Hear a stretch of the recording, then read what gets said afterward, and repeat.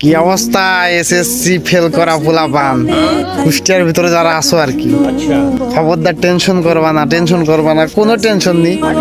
যারা আর কি কুষ্টিয়ার ভিতরে আছো, আজকে 17, 18, 19 তারিখ না, আজকে 17 তারিখ, তোমরা চলে আসো লালনে, আসে দুটান মেরিয়ে দাও, কোনো টেনশন থাকবে না। খবরদার টেনশন করবা না। যারা ফেল করছো ফেল কোনো বিষয় না, যারা কুষ্টিয়া সল বলতো তাদের ফেল কোনো বিষয় না। সকালে, দুপুরে, রাত্রি 3 বেলা গাঁজা মারিয়ে দিবা, কোনো সমস্যা নেই, একেবারে টেনশন মুক্ত।